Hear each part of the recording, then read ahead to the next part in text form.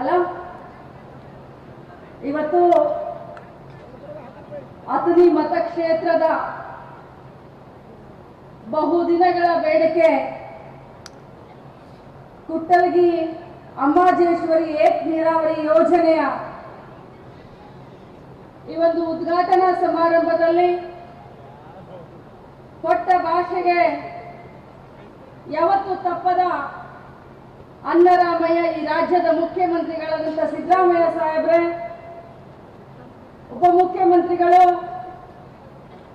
ಹಗಲಿರುಳು ಸಂಘಟನೆಯಲ್ಲಿ ತಮ್ಮನ್ನೇ ತೊಡಗಿಸಿಕೊಂಡು ಇಡೀ ರಾಜ್ಯದಲ್ಲಿ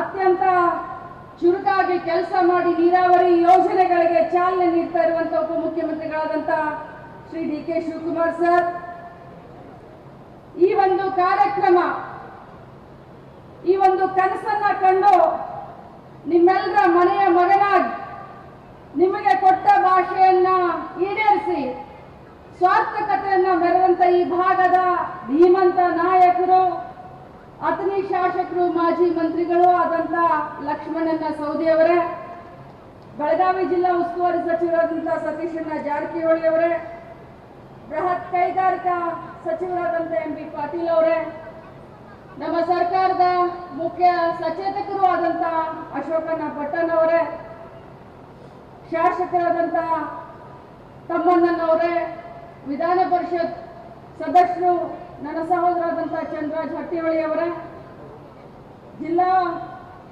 ಆಡಳಿತದ ಮತ್ತು ನೀರಾವರಿ ಇಲಾಖೆಯ ಎಲ್ಲ ಅಧಿಕಾರಿಗಳೇ, ಸ್ಪೆಷಲಿ ರಾಕೇಶ್ ಸಿಂಗ್ ಸರ್, ಅದೇ ರೀತಿ ತಮ್ಮನ್ನೆಲ್ಲರನ್ನು ಬಹಳಷ್ಟು ಆತ್ಮೀಯತೆಯಿಂದ ನೆರೆಯ ಮಹಾರಾಷ್ಟ್ರದ ಮಾಜಿ ಮಂತ್ರಿಗಳು, ಹಾಲಿ ಶಾಸಕರು आमचा भाऊ विश्वजित कदम साहेब, जजचा आमचा आणि एक आमदार आमचा भाऊ विक्रम साहेब, तुमचं पण इकडे खूप खूप स्वागत आहे.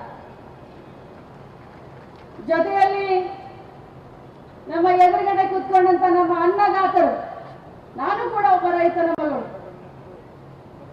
ಈ ದೇಶಕ್ಕೆ ಮಳೆ ಇರಲಿ ಚಳಿ ಇರಲಿ ಯಾರು ಹಸುವಿನಿಂದ ಬಳಲಬಾರ್ದು ಅಂತ ಹೇಳಿ ಆ ಬಿಸಿಲಲ್ಲಿ ಚಳಿಯಲ್ಲಿ ಮಳೆಯಲ್ಲಿ ಟೊಂಕ ಕಟ್ಟು ದುಡಿಮೆ, ಯಾವುದೇ ಒಂದು ರಜೆಯನ್ನ ತಗೊಳ್ಳದೆ, ಯಾವುದೇ ಒಂದು ಪೆನ್ಷನ್ ನ ತಗೊಳ್ಳದೆ, ಯಾವುದೇ ಒಂದು ಪಗಾರನ್ನ ತಗೊಳ್ಳದೆ ನನ್ನ ದೇಶದ ಜನ ಹಸುವಿನಿಂದ ಸಾಯಬಾರ್ದು ಅಂತ ದುಡಿತಾ ಇರುವಂತ ನನ್ನ ಅನ್ನದಾತರೇ, ಅದೇ ರೀತಿ ಮನೆಯ ಯಜಮಾನಿಗಳು, ನಮ್ಮನ್ನ ಇವರು ಯಜಮಾನಿ ಅಂತ ಕರೆದ್ರೋ ಇಲ್ಲೋ ಗೊತ್ತಿಲ್ಲ, ಸಿದ್ದರಾಮಯ್ಯ ಸಾಹೇಬರು, ಡಿ ಕೆ ಸಾಹೇಬ್ರಂತರು ಎಲ್ಲ ಹೆಣ್ಮಕ್ಳನ್ನ ಕರ್ನಾಟಕ ರಾಜ್ಯದಲ್ಲಿ ಮನೆಯ ಯಜಮಾನಿಗಳು, ಗೃಹಲಕ್ಷ್ಮಿಗಳು ಅಂತ ಕರೆದು.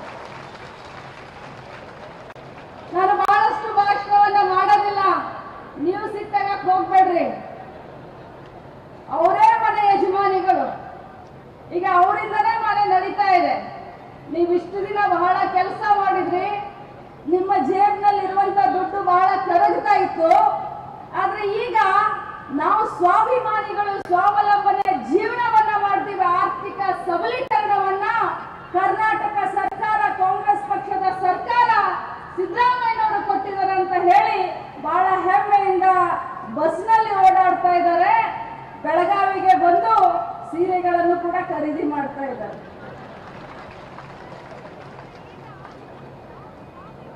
ಬಂಧುಗಳೇ, ನನ್ನ ಇಲಾಖೆ ಬಗ್ಗೆ ಮಾತನಾಡಲಿಕ್ಕೆ ಬಯಸ್ತೇನೆ. ಇವತ್ತು ಗೃಹಲಕ್ಷ್ಮಿ ಒಂದು ತಿಂಗಳಿಗೆ 2,000 ರೂಪಾಯಿಗಳು, ವರ್ಷಕ್ಕೆ 24,000. ಪಂಚಮಿ ಬಂತು, ಅನ್ನ ಕರ್ಯಾಕ್ ಬಂದ ಅಂತ ನಾವು ಹೆಣ್ಮಕ್ಳು ಹೇಳ್ತೀವಿ. ಯುಗಾದಿ ಬಂತು, ಅನ್ನ ಕರ್ಯಾಕ್ ಬಂದ ಅಂತ ಹೇಳ್ತೀವಿ. ಜಾತ್ರೆ ಬಂತು, ಅಪ್ಪ ತವ್ರ ಮನೆ ಕರ್ಯಾಕ್ ಬಂದ ಅಂತ ಹೇಳ್ತೀವಿ. ಆದ್ರೆ ಒಂದು ವರ್ಷಕ್ಕೆ ಜಾತ್ರೆಗೆ 24,000 ರೂಪಾಯಿ ರೇಷ್ಮೆ ಮಡಿ ಉಡಿಸ್ತೀರೇನ್ ನೀವು? ರೇಷ್ಮೆ ಸೀರೆ ಕೊಡಿಸ್ತೀರೇನ್ ನೀವು? ಹೇಳಲ್ಲ, ಕೊಡಿಸ್ತೇವೆ ಅಂತ ಹೇಳಲ್ಲ. ಆದ್ರೆ ಈ ರಾಜ್ಯದ ಮುಖ್ಯಮಂತ್ರಿಗಳಾದಂತ ಸಿದ್ದರಾಮಯ್ಯ ಸಾಹೇಬರು, ಡಿ ಕೆ ಶಿವಕುಮಾರ್ ಅವರು ನಮ್ಮ ಮಹಿಳೆಯರಿಗೆ ಒಂದು ವರ್ಷಕ್ಕೆ ಗೃಹಲಕ್ಷ್ಮಿ ಯೋಜನೆಯಿಂದ 24,000 ಕೊಡ್ತಾ ಇದ್ದಾರೆ. ಬಂಧುಗಳೇ, ಇವತ್ತು ಬಿಜೆಪಿಯವರು ನಮ್ಮ ಗ್ಯಾರಂಟಿ ಯೋಜನೆಗಳ ಬಗ್ಗೆ ಬಹಳ ಮಾತಾಡಿದ್ರು.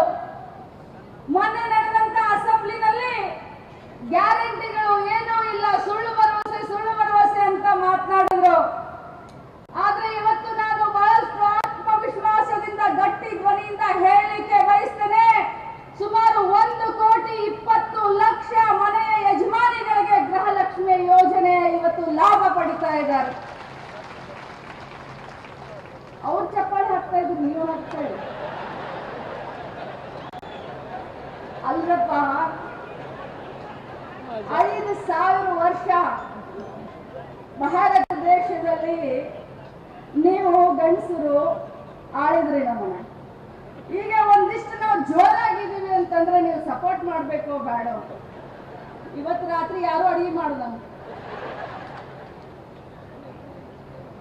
ಬಂಧುಗಳೇ, ಕಾಂಗ್ರೆಸ್ ಪಕ್ಷ ಅಂತಂದ್ರೆ ಕಮಿಟ್ಮೆಂಟ್, ಕಾಂಗ್ರೆಸ್ ಪಕ್ಷ ಅಂತಂದ್ರೆ ಬದ್ಧತೆ. ಬಸವಣ್ಣನವರು ಕಂಡಂತ ಸಮಾನವಾದ ಅವಕಾಶ, ಸಮಾನವಾದಂತ ಅಧಿಕಾರ, ಹೆಣ್ಣು ಗಂಡು ಸಮಾನ. 12ನೇ ಶತಮಾನದಲ್ಲಿ ಅನುಭವ ಮಂಟಪವನ್ನ ಕಟ್ಟಿ ಸಂದೇಶವನ್ನ ಸಾರಿದ್ರು. ಆ ಸಂದೇಶದ ಮುಂದಿನ ಹೆಜ್ಜೆಯೇ ಮಹಿಳಾ ಸ್ವಾವಲಂಬನೆ ಮತ್ತು ಮಹಿಳಾ ಆರ್ಥಿಕ ಸಬಲೀಕರಣ. ಅದೇ ಕಾಂಗ್ರೆಸ್ ಪಕ್ಷದ ಒಂದು ಬದ್ಧತೆ, ಒಂದು ಕಮಿಟ್ಮೆಂಟ್. ಇವತ್ತು ಲಕ್ಷ್ಮಣನ ಸವದಿ ಅವರು ಒಂದು ಕಮಿಟ್ಮೆಂಟ್ ಅನ್ನ ಮಾಡಿದ್ರು. ಎಂ ಬಿ ಪಾಟೀಲ್ ಸರ್ ಹೇಳಿದ್ರು ಅವರು ನಮ್ಮ ಪಕ್ಷವನ್ನ ಸೇರ್ಪಡೆ ಆದಂತ ಸಂದರ್ಭದಲ್ಲಿ, ಇವತ್ತೆಲ್ಲ ತಾವೆಲ್ಲ ಮಾಧ್ಯಮದಲ್ಲಿ ನೋಡ್ತೀರಾ, ಬಿಜೆಪಿಯವರು ಒಂದು MLA ಖರೀದಿ ಮಾಡ್ಲಿಕ್ಕೆ 50 ಲಕ್ಷ, 20 ಲಕ್ಷ, 40 ಲಕ್ಷ, 100 ಕೋಟಿ ಅಂತ ಹೇಳ್ತಾ ಇರ್ತಾರೆ. ಆದ್ರೆ ಪಾಪ ಲಕ್ಷ್ಮಣನ ಸವದಿ ಅವರು ಭಗವಂತ ಬಹಳ ಕೊಟ್ಟಿದ್ದಾನೆ. ಅವ್ರಿಗೆ ಬೇಕಾಗಿರೋದು ಬರೀ ನಿಮ್ಮ ಆಶೀರ್ವಾದ ಮತ್ತು ನಿಮ್ಮ ಪ್ರೀತಿ ಬೇಕು. ಅವರು ತಮ್ಮ ಬದ್ಧತೆಯನ್ನ ಮೆರೆದು ಏನು ನನಗೆ ಬೇಕಾಗಿಲ್ಲ, ನನ್ನನ್ನ ಒಬ್ಬ ರೈತನ ಮಗನ್ನ ಇಷ್ಟು ದೊಡ್ಡವನಾಗಿ ಬೆಳೆಸಿ ಅಥಣಿಯಿಂದ ಬೆಂಗಳೂರಿನ ವಿಧಾನಸಭೆಯ 3ನೇ ಮಹಡಿಯಲ್ಲಿ ಕೂರಿಸಿದಂತ ನನ್ನ ಮತದಾರರ ಋಣವನ್ನ ತೀರಿಸಬೇಕಾಗಿದೆ ಸ್ವಾಮಿ. ಬರೀ ಇದು ಕುಟ್ಟಳಿಗೆ ಅಮ್ಮಾಜೇಶ್ವರಿ ಏತ ನೀರಾವರಿ ಯೋಜನೆ ಮಾಡಿಕೊಡಿ ಅಂತ ಹೇಳಿದ್ರು. ನೋಡಿ ಎಂತ ಲಾಟ್ರಿ ಹೊಡೆದಿದ್ರೆ 1,486 ಕೋಟಿ ರೂಪಾಯಿ ಬಂದು. ಕಡಿಮೆನಾ? ಕಡಿಮೆ ಏನ್ರಿ? ಅರೆ ಬಿಜೆಪಿ ಅವರು ಹೇಳ್ತಾರೆ ಅಭಿವೃದ್ಧಿಗೆ ಕಾಂಗ್ರೆಸ್ ಸರ್ಕಾರದಲ್ಲಿ ದುಡ್ಡಿಲ್ಲ ಅಂತ ಹೇಳಿ ಈ 1,486 ಕೋಟಿ ರೂಪಾಯಿ ಇದು ಅಭಿವೃದ್ಧಿ ಅಲ್ಲವೇ? ಇದು ಅವರ ಕಣ್ಣಿಗೆ ಕಾಣೋದಿಲ್ವಾ? ನಾವು ಕೇಳಬೇಕಾಗುತ್ತೆ. ಇವತ್ತು ಹೇಳ್ತಾರೆ ಸರ್ಕಾರದಲ್ಲಿ ಬಜೆಟ್ ಅನ್ನ ಕೊಳ್ಳೆ ಹೊಡಿತಾ ಇದ್ದಾರೆ. ಗ್ಯಾರಂಟಿಗಳನ್ನ ಮಾಡಿರೋದ್ರಿಂದ ಹೆಣ್ಮಕ್ಳು ಬರೀ ದೇವಸ್ಥಾನ ದೇವರು ಅಂತ ಹೇಳಿ ಅಡ್ಡಾಡ್ತಾ ಇದ್ದಾರೆ, ಗಂಡಸರು ಕುಡಿಯೋಕೆ ಹೋಗ್ತಾ ಇದಾರೆ ಅಂತ ಬಿಜೆಪಿ ಅವರು ಮಾತನಾಡ್ತಾರೆ. ಕರೆ ಏನು? ನೀವು ಜಾಸ್ತಿ ಕುಡಿತೀರಂತ ಹೇಳ್ತಾರೆ ಬಿಜೆಪಿ ಅವರು, ಕರೆನಾ? ಅವ್ರಿಗೆ ಭ್ರಮ ನಿರಸೆ ಆಗಿದೆ. ಕರ್ನಾಟಕ ರಾಜ್ಯದಲ್ಲಿ ಚುನಾವಣಾ ಪೂರ್ವ ಏನು ನಮ್ಮ ಸರ್ಕಾರ ಭಾಷೆಯನ್ನು ಕೊಟ್ಟಿತ್ತು, 5 ಗ್ಯಾರಂಟಿಗಳನ್ನ ಈಡೇರಿಸಿ ಇವತ್ತು ಜನರ ಒಂದು ಜನಪ್ರಿಯತೆಯನ್ನ ನಾವು ಗಳಿಸ್ಕೊಳ್ತಾ ಇದೆಯಲ್ಲ, ಅದನ್ನ ಅವ್ರ ಕೈಯಿಂದ ನೋಡ್ಲಿಕ್ಕಾಗಲ್ಲ. ಬಂಧುಗಳೇ, ನಾನು ದೇವರ ಮೇಲೆ ಬಹಳಷ್ಟು ಭಕ್ತಿ. ನಾನು ದೇವ್ರನ್ನ ಬಿಟ್ಟು ಏನೂ ಇಲ್ಲ. ನಮ್ಮ ಸಂಸ್ಕೃತಿ, ನಮ್ಮ ಹಿಂದೂ ಸಂಸ್ಕೃತಿ. ನನಗೆ ರಾಮನ ಮೇಲೆ ವಿಶೇಷವಾದಂತ ಭಕ್ತಿ. ಅಯೋಧ್ಯೆಯಲ್ಲಿ 5,000 ಕೋಟಿ ರೂಪಾಯಿಯನ್ನ ಖರ್ಚು ಮಾಡಿ ರಾಮ ಮಂದಿರವನ್ನ ಕಟ್ಟೋದು ಎಲ್ಲರಿಗೂ ಒಳ್ಳೆದಾಗಿ 5,000 ಕೋಟಿ.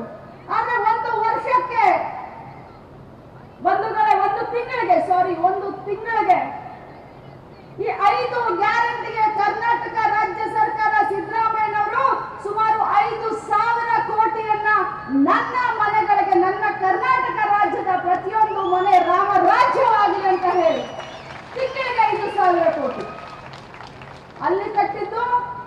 5,000 ಕೋಟಿಯಿಂದ ಮಂದಿರವನ್ನ ಒಳ್ಳೆದಾಗಿ ಇಲ್ಲಿ ಕರ್ನಾಟಕ ರಾಜ್ಯದಲ್ಲಿ ರಾಮ ರಾಜ್ಯವನ್ನ ನಿರ್ಮಿಸಲಿಕ್ಕೆ ತಿಂಗಳಿಗೆ ಎಷ್ಟು ಕೋಟಿ? 5,000 ಕೋಟಿ. ಆದ್ರೆ ಅದು ಅವ್ರ ಕಣ್ಣಿಗೆ ಕಾಣಿಸ್ತಾ ಇಲ್ಲ. ಬರೀ ಏನು ಶ್ರೀಮಂತರ ಬೆಳವಣಿಗೆ ಆದ್ರೆ ಬೆಳೀತಾ ಇಲ್ಲ ಬಂಧುಗಳೇ. ನನ್ನ ತಾಯಂದ್ರ ಮುಖದಲ್ಲಿ ನಗುವನ್ನ ಯಾವಾಗ ಕಾಣ್ತೀವೋ ಅದೇ ಪುಣ್ಯದ ಕೆಲಸ, ಅವಾಗ್ಲೇ ನನ್ನ ದೇಶ ನಗುತ್ತೆ ಅನ್ನುವಂತ ಪ್ರಬಲ ವಿಶ್ವಾಸ ಕಾಂಗ್ರೆಸ್ ಪಕ್ಷಕ್ಕೆ ಇದೆ. ಅದಕ್ಕೋಸ್ಕರ ಕೊಟ್ಟ ಮಾತಿನಂತೆ ಇವತ್ತು ನೀರಾವರಿ ಯೋಜನೆಗೆ ನಾವು ಉದ್ಘಾಟನೆಯನ್ನ ಮಾಡಿದ್ದೇವೆ. ನನಗೆ ಬಹಳ ಅಭಿಮಾನ ಇದೆ. ಇಡೀ 7 ಕೋಟಿ ಜನಸಂಖ್ಯೆ ಕರ್ನಾಟಕ ರಾಜ್ಯದಲ್ಲಿ, ಆ 7 ಕೋಟಿ ಜನಸಂಖ್ಯೆಯಲ್ಲಿ ಒಬ್ಬಳೇ ಒಬ್ಬಳು ಮಂತ್ರಿಯನ್ನ ನಿಮ್ಮೆಲ್ಲರ ಸೇವೆಯನ್ನ ಮಾಡಲಿಕ್ಕೆ, ಅದು ಗೃಹಲಕ್ಷ್ಮಿ ಯೋಜನೆಯನ್ನ ತಲೆ ಮೇಲೆ ಹೊತ್ಕೊಂಡು ಎಲ್ಲ ಹೆಣ್ಮಕ್ಳಿಗೆ ಅನುಕೂಲ ಮಾಡಿಕೊಡು ಅಂತ ಹೇಳಿ ಇವತ್ತು ನನಗೆ ಅವಕಾಶವನ್ನ ಮಂತ್ರಿಯನ್ನ ಮಾಡಿದಂತ ಸಿದ್ದರಾಮಯ್ಯ ಸಾಹೇಬ್ರಿಗೆ, ಡಿ ಕೆ ಶಿವಕುಮಾರ್ ಸಾಹೇಬ್ರಿಗೆ ನಾನು ವಂದಿಸುತ್ತಾ, ನನ್ನ ಒಂದು ಕ್ಷೇತ್ರಕ್ಕೂ ಕೂಡ ಹೋದ್ ಸರಿನೇ ಆ ನೀರಾವರಿ ಯೋಜನೆ ಆಗಿತ್ತು 2018ರಲ್ಲಿ. ಕಾರಣಾಂತರದಿಂದ ನನಗೆ ಹೆಸರು ಬರುತ್ತೆ ಅಂತ ಹೇಳಿ ಸರ್ಕಾರ ಬಿದ್ದ ಮೇಲೆ, ಬೇರೆ ನೀರಾವರಿ ಮಂತ್ರಿಗಳಾದ ಮೇಲೆ ನನ್ನ ಕ್ಷೇತ್ರದ ಯೋಜನೆಯನ್ನ ತಡೆದಿದ್ರು.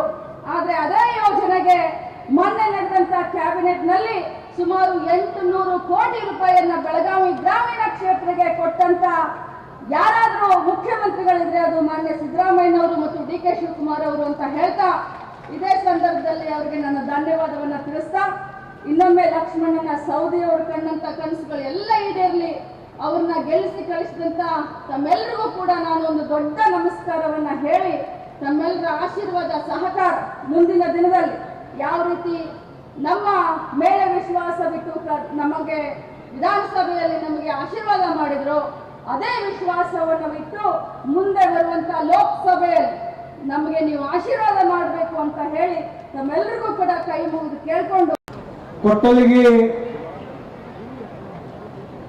ಅಮ್ಮಾಗೇಶ್ವರಿ